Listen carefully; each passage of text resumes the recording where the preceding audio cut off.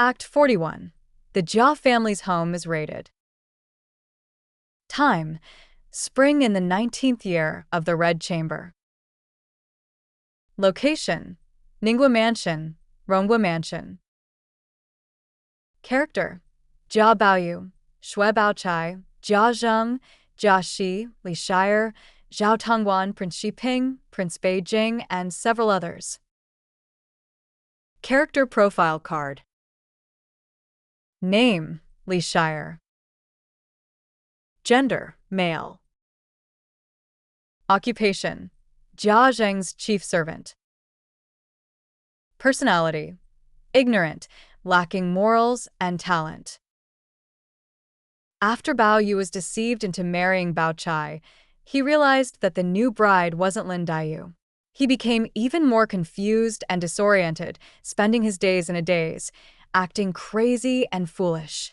He constantly called out for Lin Daiyu. Today, when he saw Bao Yu shouting that he wanted to go see Sister Lin again, Bao Chai heartlessly told him, "I'll tell you the truth. During those 2 days when you were seriously ill and unconscious, Sister Lin had already passed away." When Bao Yu heard this, he suddenly sat up and loudly asked, "Is Sister Lin really dead?" Bao Chai replied, "Of course it's true. Who would casually curse someone to death like that? Grandmother and mother knew that you were close to her, and they were afraid that if you heard she had died, you would also follow suit, so they didn't want anyone to tell you." Bao Yu immediately lost his voice and cried out in pain, almost fainting. After a long while, Bao Yu slightly regained consciousness and insisted on going to cry for Sister Lin.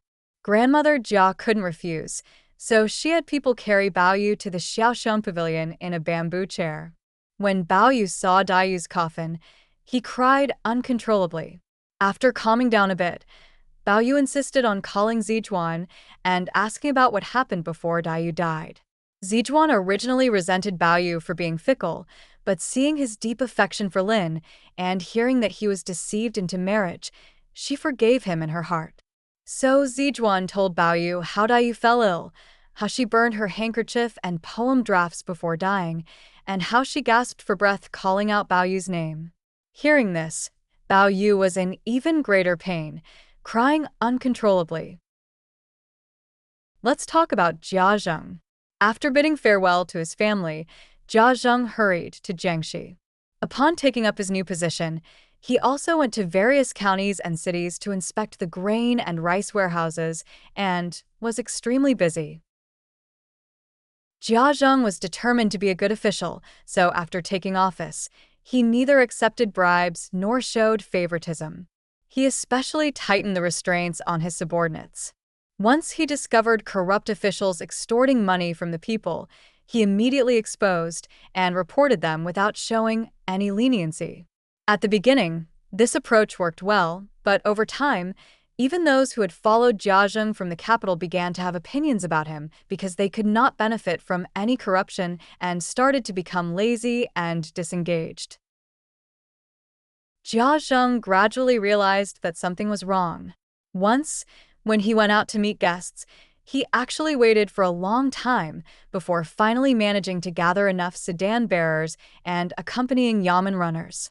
When he returned home, Jia Zheng wanted to question them, but each of his subordinates started to make various excuses. One didn't have a hat, another didn't have clothes, and someone even claimed they hadn't eaten for 3 days and didn't have the energy to walk.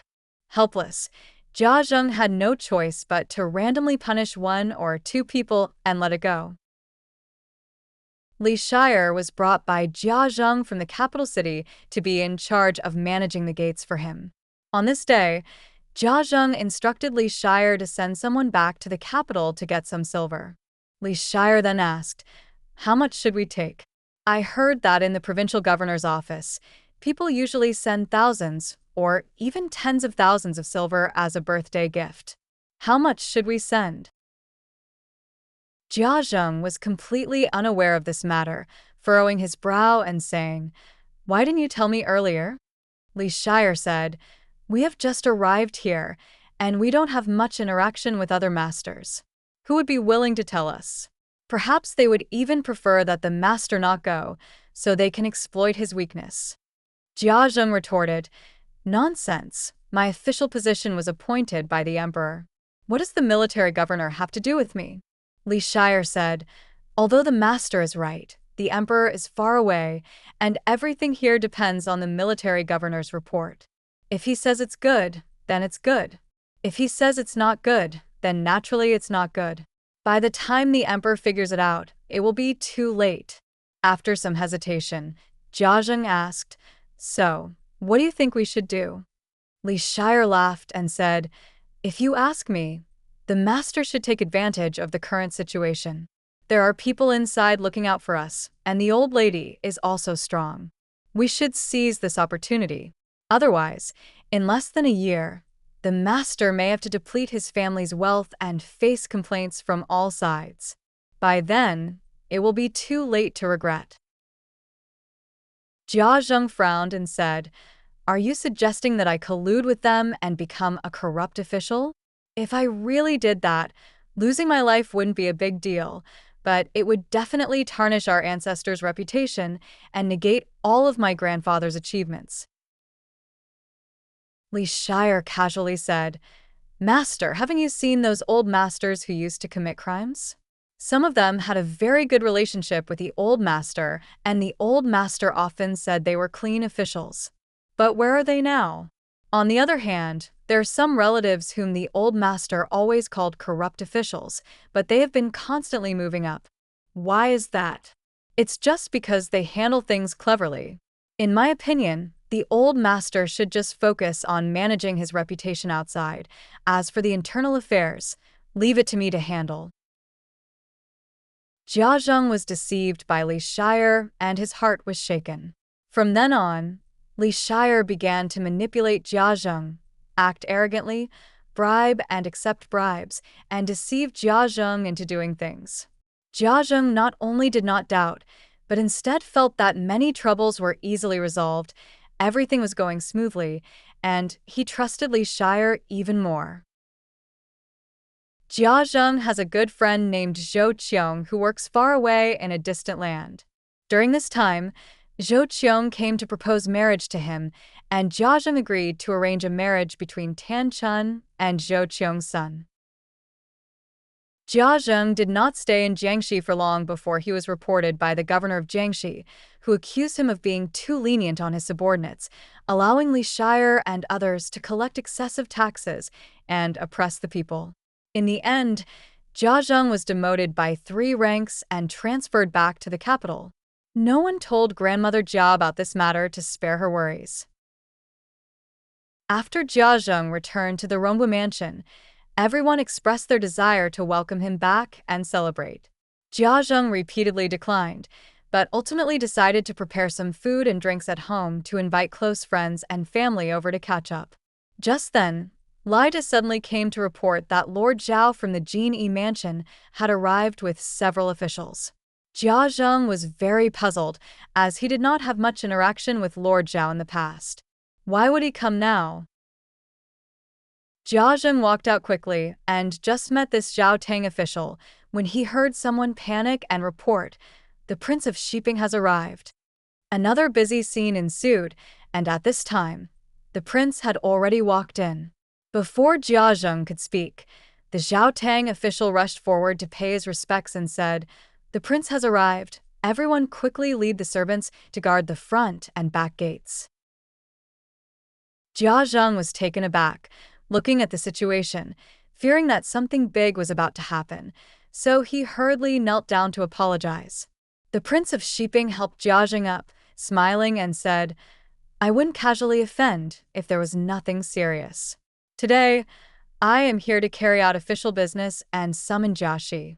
As for all the relatives and friends, please leave. Only the people in the mansion can stay."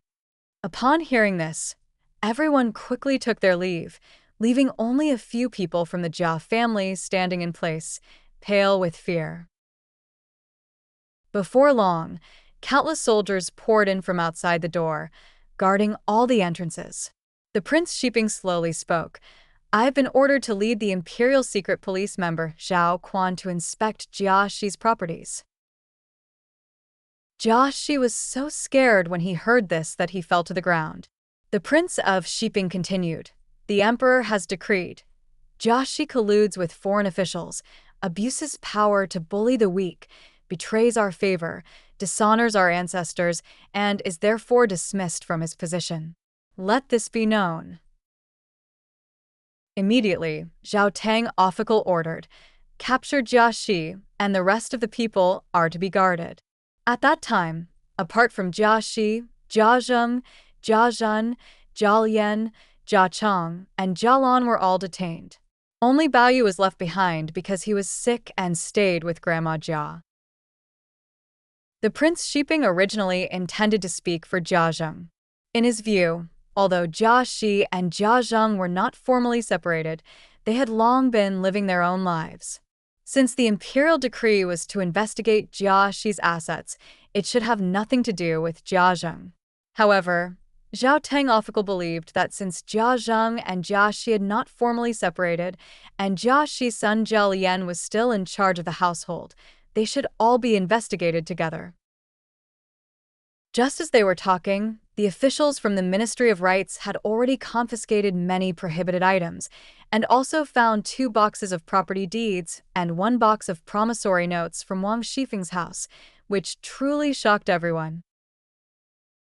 Before long, Prince Beijing, who has always had a close relationship with the Jia family, also arrived, bringing with him an imperial edict saying, "Only the officials in fine clothes will interrogate Jia Shi for amnesty, and the rest will be handled according to the orders of Prince Shiping. Respect this." The Prince Shiping heard the decree and was very happy. "I was just angry with Lao Zhao. Fortunately, the prince came to announce the decree. Otherwise, I'm afraid I would suffer a big loss." After the Prince Jing of the North learned about the situation, he quickly instructed someone to bring Jia Zheng over and informed him of the decree. However, just now, Zhao Tang official managed to find a lot of things through his search operation, including clothes and dresses used by the palace, which could be explained as being prepared for the noble concubine before. But it would be difficult to explain the borrowed notes. Of course, as for Jia Shi, he would definitely be dismissed from his position and have his home confiscated, and there would be no way to save him. On the other hand, Grandmother Jia was holding a family banquet with the women to celebrate Jia Zheng's return to Beijing. Suddenly, someone came to report that the prince was coming to raid the house. They were scared and couldn't say a word. Just as the situation was getting out of control, Jia Lian rushed in and explained about the kindness of the princes of Western Ping and Northern Jing. However, he did not dare to tell the old lady and Mrs. Xing that Jia Shi had been arrested. After finishing the inspection, Jia Zheng finally had the time to visit Grandmother Jia. Upon seeing Jia Zheng return, Grandmother Jia's heart finally relaxed a little, and she weakly said, "My child, I never expected to see you again." As soon as she finished speaking, she burst into tears, causing everyone in the room to feel sad and cry as well.